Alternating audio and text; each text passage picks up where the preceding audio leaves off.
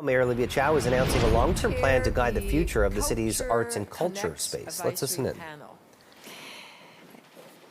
Some members of the advisory panel are here to mark the occasions. Carrie Swanson, the CEO of Indigenous Screen Office, and Serena Loy, founder of the Flaunt It movement, Ravi Jain, founder of the Why Not Theatre. I was with you not long ago. Sean Lee, Director of Programming at Tango Art and Disability. Thank you all for your hard work in putting this plan together. Like a great orchestra, this plan was the result of so many different people, community members, artists, cultural organizations joining together to make a beautiful music. I want to thank them all for sharing their creativity, insights, and expertise to make this plan a reality. Let's give them all a big round of applause.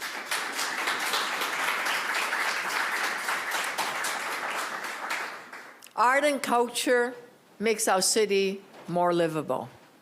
They help increase our quality of life and drive our economy. They even help define who we are to the world. It also influences us by asking us to look at the world in a different perspective.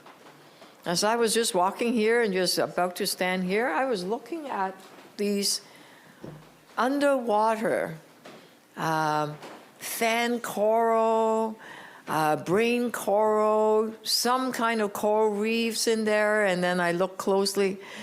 They are knitted coral. They are a different form of art.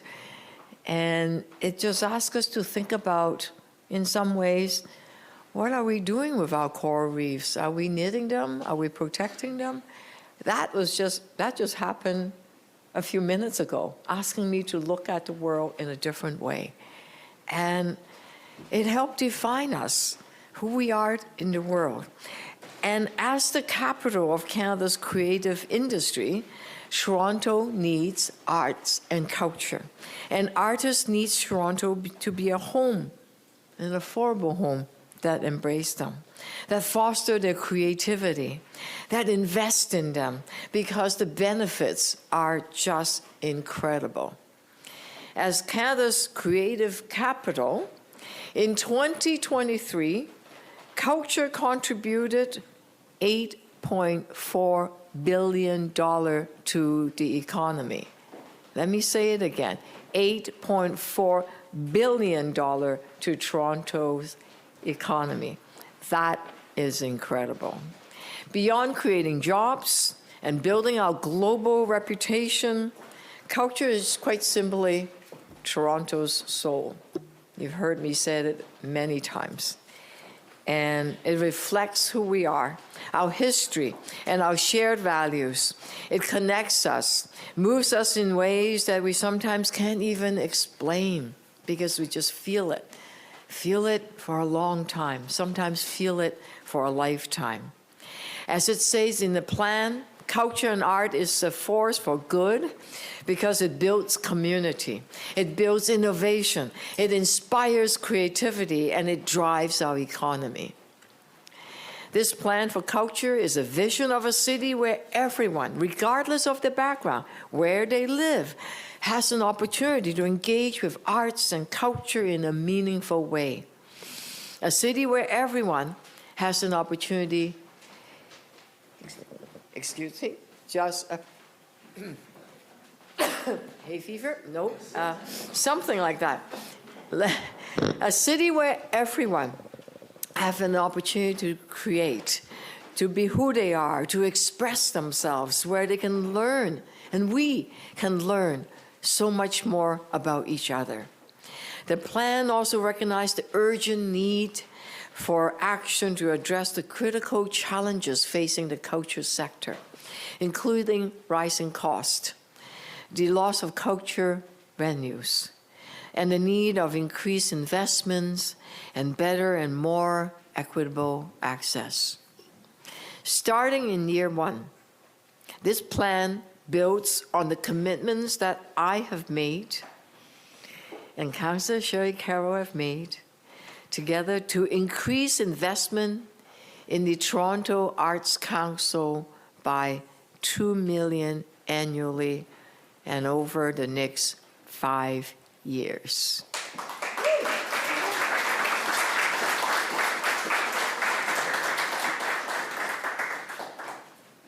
And it's not just the Toronto Arts Council. We are doubling the city's investment in the local arts service organizations. So whether you're in Etobicoke and Scarborough and North York, doesn't matter where you are, we're doubling your budget. That too is worthy of celebration. It also, for the first time, includes a plan to index all cultural grants to inflation, to help support the sectors when the cost is rising. With this plan, we're committing to a future where culture is accessible to all, where cultural spaces are created and protected, where our artists, creativity, and diverse community can strive.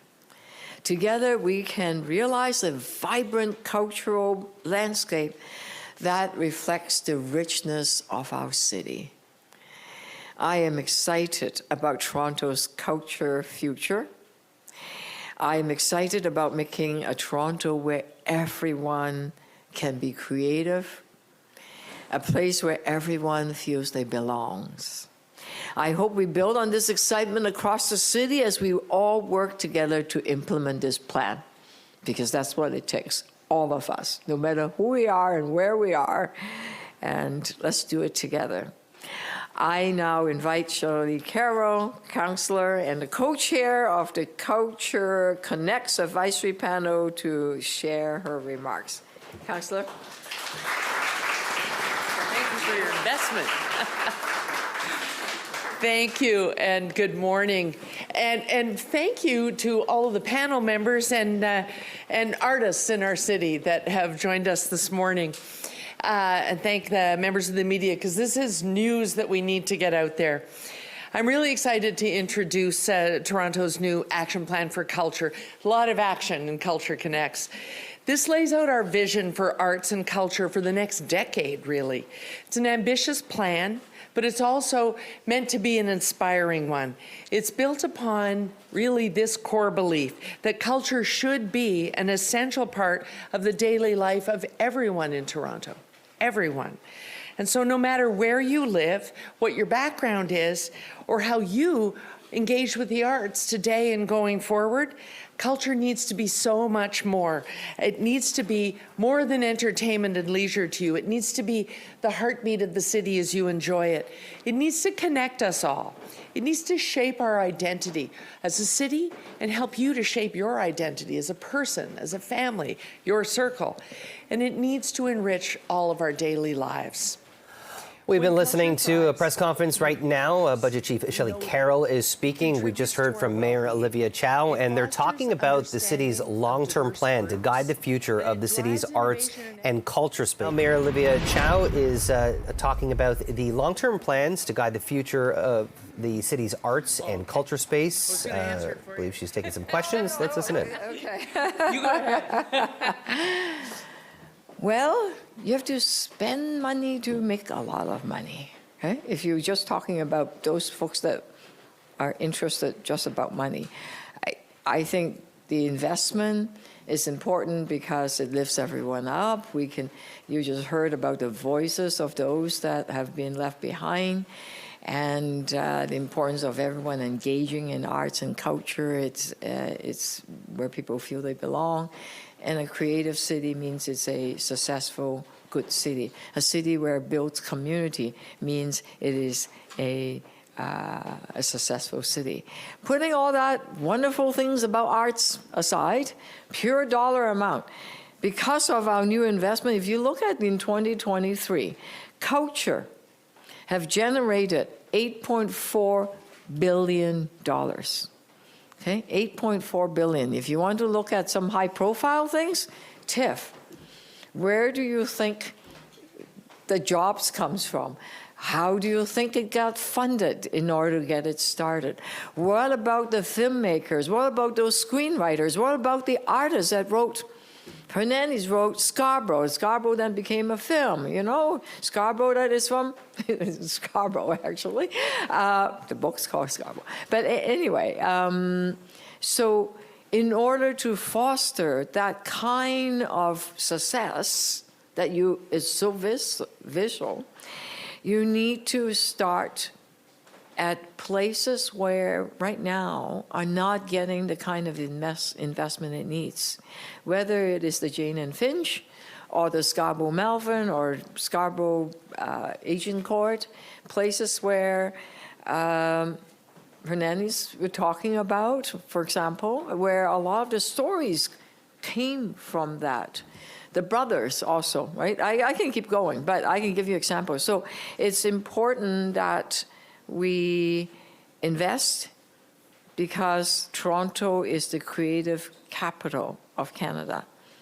We drive this economy. And let me tell you, the $8.4 billion to Toronto's economy, if you forecast that to Canada, it would be much bigger. And it also creates jobs. Moment, if I can just add, lots of credit needs to go to the culture sector because we know statistically that for every dollar we invest, a thriving arts group, any kind of cultural enterprise, then goes out to raise funds themselves. Toronto Arts Council has an arts foundation that is constantly raising funds for the private sector. So we invest a small amount that helps them leverage that even further in the community. Everything from the symphony on down.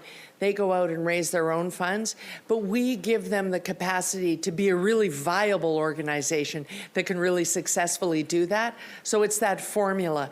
This small investment is going to generate a lot of wealth in the artist community. And our economic action plan that we just recently introduced, at the beginning of that advisory panel's conversation, they looked at the assignment and said, what about culture?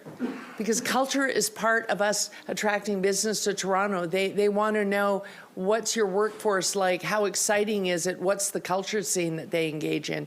So it's all part of a formula that really generates a lot of wealth, not just for the artists, but for the city as a whole. Can I just ask another question on the money? You have $35 million over the next decade. Can you break that down into the next maybe 2-3 years? What is the expenditure on culture? And again, maybe to the previous question, why is that a priority as a spend for taxpayer dollars? Year one, the $2 million on the Toronto Arts Council, $1.8 million on the local arts organization in the suburbs, and then inflationary increases of people need to eat, pay rent. So that's inflationary increase. So it total to be $5.2 million for the first year. The second year, anticipating incremental resources of 3.8 for 2026 and 3.4 for 2027. So the why, it create a lot of jobs. It create an incredible economy. People come to Toronto because of it. It drives our tourism industry. And the artists we foster, that we celebrate, then goes out to the world and talk about who we are. Toronto is the most diverse city in the world. We have the most amazing artists. And when they come together and create together in this city, think of the possibility. Some of them right now feel they are left behind. Some artists are not making it because they spend so much time being a waiter, waitress, or whatever, and hardly able to pay rent, and they have to move out of the city. It doesn't work. So we have to support them. Because after the pandemic, when with a height of inflation, now it's coming down, but it's hard. We see venue shutting down. We see artists saying that we are collapsing. We see organizations closing down. I can name them. And we need to just give them a boost And our economy is going to be so much better because of it. Morning, Mayor. Tyler G's from CBC Toronto. I have an off-topic question for you. This morning, the father and son duo charged with terrorism offenses in an alleged ISIS murder plot in Toronto were appearing in court. An MP and some media outlets have suggested they were targeting the Jewish community. What's your understanding of the I haven't seen that news because I was buried in the culture plan. I'm glad they got caught. Thank you to the law enforcement officer for catching them. I think it was a joint RCMP Toronto police. There's a rise of hate, and in our city is better than that. Our city, as we celebrate our culture and our religion and our diversity, we really have a sense of strong community. But then there are people that are hateful, that are out to do harm, that are out to do violence. It's up to all of us. When we see it, we name it, call it out, stand up against it, and of course report it. In this case, I'm glad that they are caught. Anti-Semitism, in this case, has no place in our city, whether it is in a form of verbal hate or shooting of a school, a Jewish school, or graffiti, all of it has no place in our city. And the same thing with the Islamophobia, because we saw yesterday a mosque was attacked with people inside being very frightened, and I'm glad that person was also caught. So let us support each other. Let us support each other's community. And one thing about art brings people together, allow us to see each other's pain, allow us to be empathetic to each other's experience, and it gives us a different perspective. Maybe it can even give us hope. Another off-topic question. We've been listening to Mayor Olivia Chow alongside Shelley Carroll. They're holding a press conference talking about the future of the city's arts and culture space, taking some other questions on some other issues. We'll have more on what the mayor had to say throughout the morning.